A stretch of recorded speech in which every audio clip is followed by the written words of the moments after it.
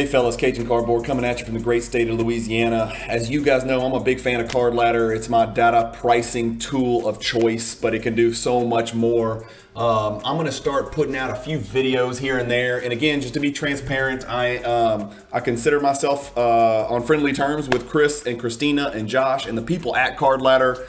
I communicate and ask questions pretty regularly and talk about the product all the time, but by no means am I compensated.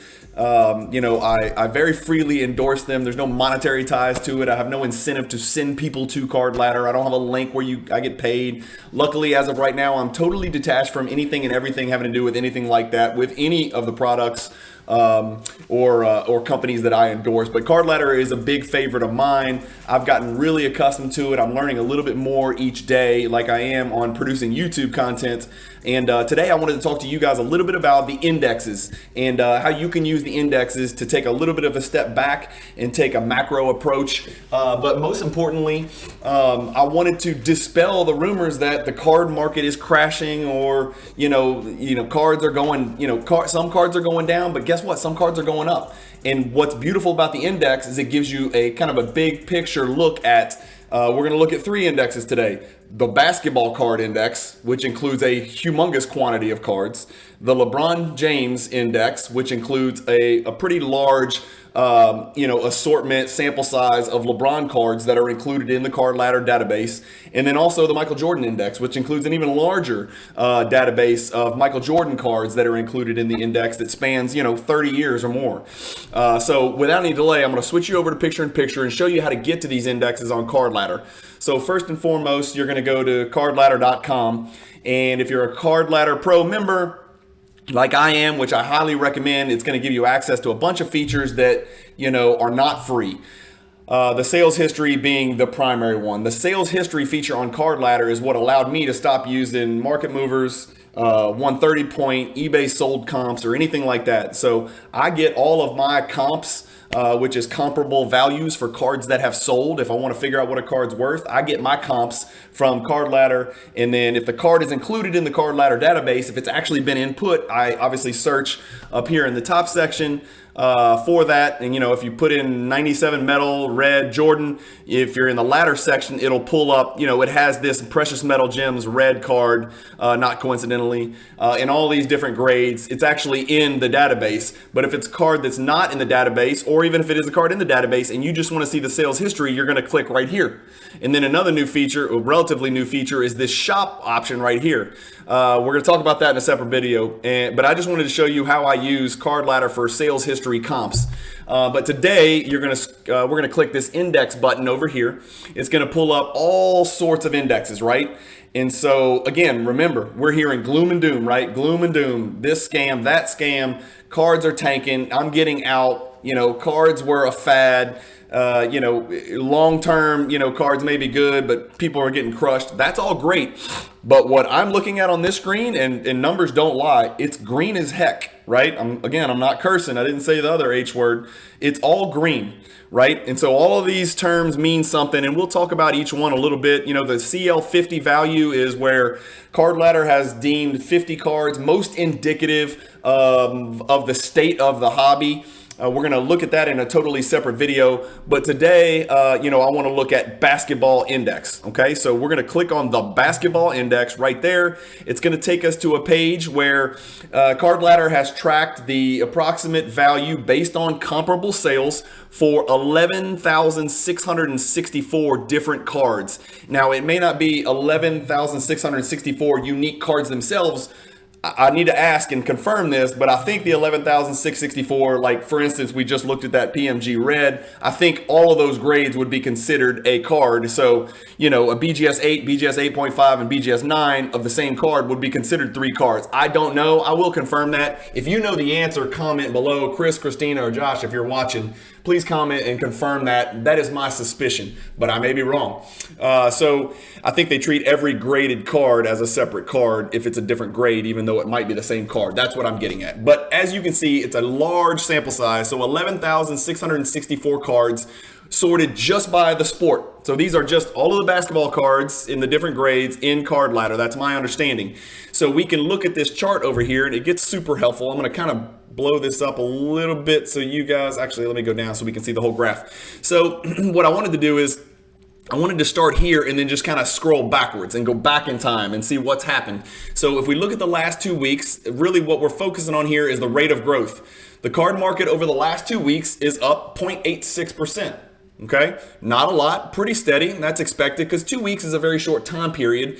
If you saw, a tremendous growth or a tremendous drop, it would be, a little bit confusing for such a large sample size in such a short time period. So that's about to be expected. I don't think any indexes are going to jump too much when you've got a sample size of 11,664 included in the index, and you're talking about such a short time period. But if we scroll back to a month, you see it's a 0.25% gain. Okay, now we're starting to see something. That's a good thing. We're starting to see a little growth. These numbers here are the gross value. And so you can see all 11,664 yields a 33.61 low and a 34.25 high. Here's the average. And to go from day one, a month ago exactly, that's January 23rd to February 23rd, it's grown by 0.25%. And there is your current value right there. So that's where it started. That's where it is today. And this is the rate of growth. If we scroll back again to 3 months, you see a 4.84% growth. That is a big number, fellas. That's a really big number for 90 days. So you can see where the card ladder basketball index was here on November 23rd. We get through Christmas, we get through the new year, we get through January. PSA starting to offer some stuff where people can get back in and grade cards for a little bit cheaper if you win the little lottery deal that they send. SGC's making moves in the hobby. People are starting to consider them a viable buy raw grade flip option. BGS is still what BGS is. I think it's turning into a grading card company for very high-end cards or thick cards. I don't think BGS is trying to keep up with the Joneses, the PSAs, and the SGCs in grading low-end cards. I don't think they're trying to take over the world from a quantity standpoint, nor are they scaling up fast enough to do that, and I think that's by choice. But you see, there's starting to be some rumblings, guys. There's starting to be some movement here. You can see in the last 3 months, we're starting to show some growth in the basketball card market in general. Let's scroll back to 6 months. Now we're at 13%. Now we're really talking, okay?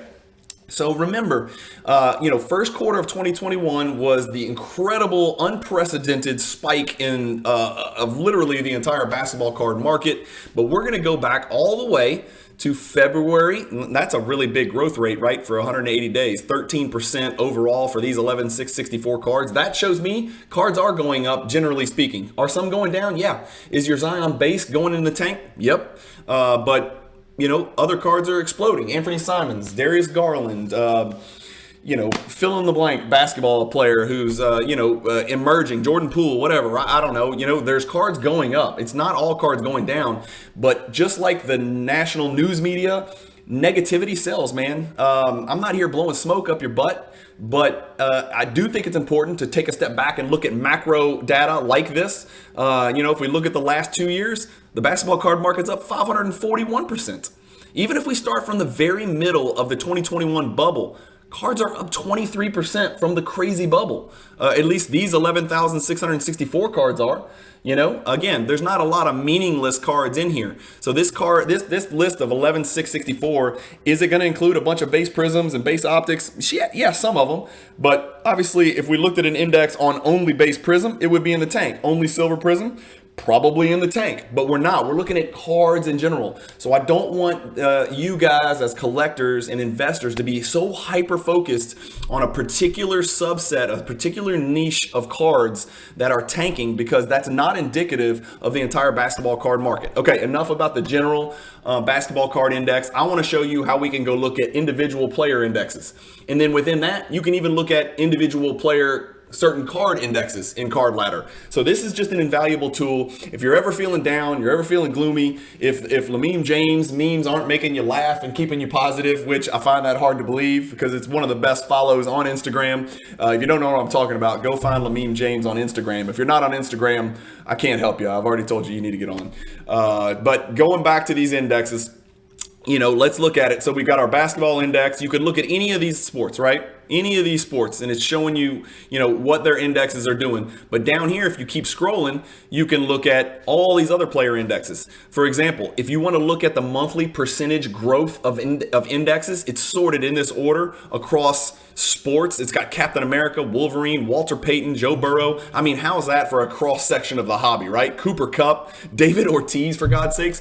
John Elway's cards are up 67%. So this just gives you a nice snapshot. It's really cool that, being a Baton Rouge, Louisiana kid, I'm looking at Pistol Pete Maravich as the number one percentage growth. And I think that probably had something to do with those PWCC auctions, where a heck of a lot of Pete Maravich PSA 10 cards were sold, super low pop cards that achieved all-time records. If you don't remember that, I think it was in my recap video. I think it was Weekly Auction, PWCC Weekly Auction number 4 recap video. Somebody sold some monster Pete Maravich PSA 10s. But anyway, what I was getting at is you can type in pretty much any player who's in the card ladder at all. So I'm going to type in this dude named Michael Jeffrey Jordan. I'm on a first name basis. I'm going to call him Mike. Here is his index. So it's going to look very similar to the index that we saw for the general basketball market, right? Except it doesn't have 11,000 cards. It has a whopping 1,568, right? That is another beautiful thing about Card Ladder for me, because I'm a big time Jordan collector. I love Jordan cards. I cannot get enough. If you collect Jordans, if you collect LeBrons, if you collect Shaq, Kobe, goats like that in the basketball card market, I can't recommend Card Ladder enough for you fellas and gals. It is an indispensable tool, and we'll do more videos in the future. Again, I just want the world to get educated. I want the hobby world to get educated. I know some of you guys on YouTube may not even be familiar with what I'm talking about, cardladder.com. What the heck is it? Well, hopefully I'm going to put out a couple of these little short videos to kind of give you guys some idea. And again, I'm not a rep of Card Ladder. I definitely don't know all the ins and outs. I still haven't even gotten time to mess with the collection feature, because I'm busy putting out videos for you guys. But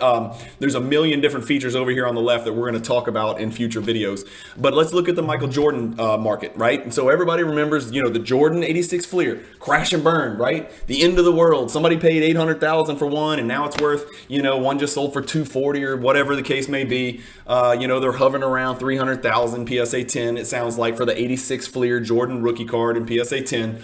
But if you look at the grand scheme of things and the whole scope of the Jordan market, and again, this is not every Jordan card in the world. It's unfathomable that we could expect these people to input data for every Jordan card in every grade in the world. It would be in the hundreds of thousands of total cards number here. They've got 1568. That's a pretty good cross section. They've got mostly the bigger cards, but they've also got your fair share of base cards in various grades. They really do a good job of collecting data of a large portion of the relevant Jordan cards, especially from the 90s, which is what makes Card Ladder unique. But if we look at it, let's look at this over the last year. This is starting from right smack in the middle of the 2021 bubble, right? You can see what the Jordan index was there. It's up 8% since then, right? And that's with the 86 Fleer Jordan card coming down hundreds of percents, from 800 to 240 or to 300, or depending on what your perspective is. That is a big...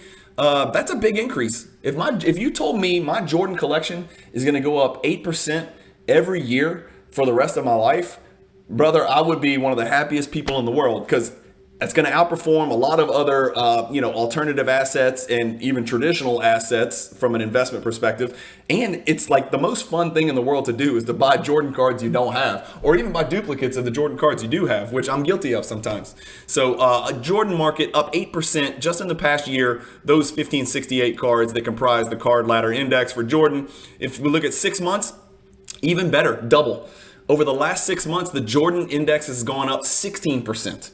If we look at the last 3 months, the Jordan index is up 1%. And if we look at the last 1 month here, Jordan index is up about 1%. The last 2 weeks, that's a big growth. That means some huge Jordan cards are selling. That's all that means, is that it's moved and it's fluctuated because a couple of Jordan cards set tremendous records in the last 2 weeks. So that is a huge bump in 14 days. That just means some absolute animal cards have sold in the last 14 days, which, again, the premier auction a couple of PWCC weeklies, a big golden auction. You know, you've always got your Heritage, your Mile Highs, your Robert Edwards, and all that stuff going. So I don't know, you know, what all the auction houses have sold, but obviously some whales have sold and sold for record prices for the index to go up 2.3% in 14 days. That's pretty impressive. All right, enough about Jordan. So do you get my vibe? The Jordan market is alive and well. The Jordan market is doing fine. This is a 1,568 card sample size, proving that. So everybody can relax about Jordan cards tanking. Let's go back. And as you guys know, I'm a big fan of buying the dip, or what I thought was a dip. But when you pull up the LeBron James index, I don't think it's as big a dip as we thought. So if you look at the last 2 weeks, LeBron's down 0.37%, so a third of 1%, okay? So relatively stagnant, flat, whatever. If we scroll back a month, it's down 2.69%. Okay, so the LeBron market in general, I was under the impression that's why these indexes can be a valuable tool for you guys as collectors, because it lets you take a step back and look at more than just the one particular 2 or 3 cards you're looking at, right? So if you're looking at the LeBron, similar to the Jordan 86 Fleer 57, if you're a LeBron Topps Chrome holder, right, and you've got a Topps Chrome PSA 10 LeBron rookie, it may seem like the sky is falling and the world is ending. It's just one card. What you got to remember is LeBron James cards, generally speaking, across the board, they're down 2.69% over the last month. Relax. If we roll back here and we go to 3 months, it's actually up. In the last 90 days, the LeBron index, and again, that's a really big sample size. That's 942 different grades of LeBron cards, unique grades of LeBron cards, up 3.22% in the last 90 days. It's kind of following the index of basketball cards, generally speaking. It's up 12% in the last 6 months, and even starting from the absurd 2021 bubble here on February 28th, it's up 56.53%. LeBron cards, these 942 cards are up 56.53%. That's astonishing. The reason these indexes are important, okay, let me just, I'm not going to get too nerdy math on you, and I'm not, you know, a math professor, and I don't want to speak for Card Ladder because those guys are a lot smarter at putting this together. Josh, especially as far as computing, you know, Card Ladder predicted value. But if you plug in a card, let's say just arbitrarily, we're going to go to Ladder, and I'm going to plug in this, let's just say this card, for example. I've totally randomly selected that. If you understand that joke, you're one of my friends. So here is a Jordan BGS 8. It last sold for $312,000 on July 18th. Okay, Card Ladder has a projected value here of $354,371.13. Okay, so my understanding here, and this is where you can hover your little cursor over here, and I'm going to read this real fast. Card Ladder value seeks to reflect the card's current market price. It's an estimate. It is determined by anchoring the card's last sold price, this number, $312,000, to the player's total market index, what we just looked at for Jordan. As the index fluctuates from day to day, so does this green Card Ladder value number. This particular Card Ladder value has a confidence level of 1 out of 5. The most recent, the last sold price, the higher the confidence level. That just stands to reason. The more recently the card sold in the BGS 8 grade, the more confident any person would be in what is the damn comp. So what Card Ladder is trying to do here, they're not trying to say definitively this card will sell for $354,000 today. No, but they're using the next best logical approach, which is we know what, 1,568 Jordan cards have done and what that index has done. Let's just tag this card into that same index to see what this card would do if it followed the same trajectory as the average growth of those other 1,157 cards, right? This is part of the index as well. And so basically you apply the index rate of growth or decrease, if that may be the case, to the last sold price of this card from the date of the last sold price, and you yield a Card Ladder value. If this card sold a week ago for $312, I assure you this number would be about $312 because it recently sold for that number. And so that would be the starting data point. But anyway, this is just to give you an idea of what the index is and kind of where it kind of falls in line. Here's a funny graph. I love to look at these graphs too. Anytime you want to just laugh. If only we could go back to 2016 and buy this card for $9,600, and now it's worth you know, $1/3 of $1 million. Wouldn't that be nice? Oh, here it is for $15,000 just 5 years ago, guys.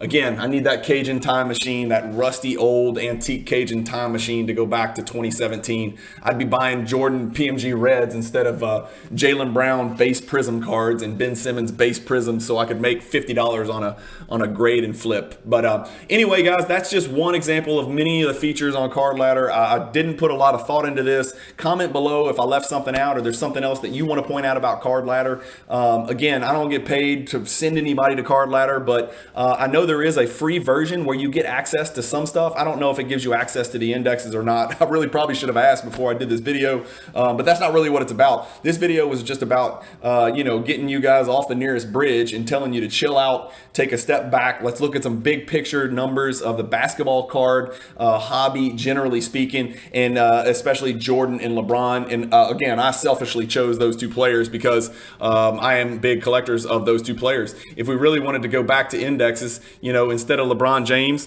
let's pick some random person like CLYDE DREXLER. I want to see what the CLYDE DREXLER index has done.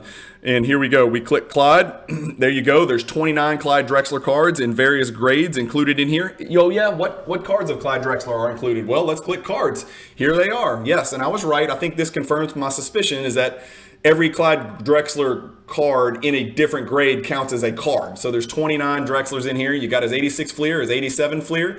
You've actually got a CLYDE Drexler. I didn't even know he was in the Hot Shot set. That's a cool look. That may be a cool, interesting card to check out.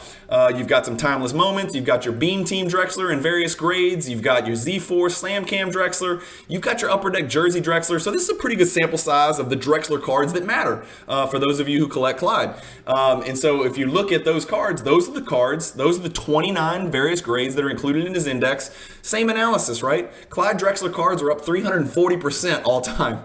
Well, since 2004, I shouldn't say all time. In the last 6 months, CLYDE Drexler cards are up 11%, for God's sakes. What has he done in the last few months other than, you know, being the 75th anniversary team? Anyway, you guys get the picture. You can look up any of your people that you want to. You can look up freaking Bol. Let's look up Bol. I want to see if we can find somebody who's in the red. Well, Zion we could look up. I know he's going to be in the red. Yes, finally. Okay, so here's the bad news. If you're a Bol collector, your cards are down. So here's what we got. He's down 62%. But this just goes to show you, you can look up anybody and everybody that you want to. Really, this is a random, disorganized video, but I just wanted to kind of give you guys a big picture of what's going on in the hobby market and make sure you guys stay positive. Like I always say, I end every video with, you know, keep collecting, stay positive, and peace. And so that's where we're at. Thanks, guys.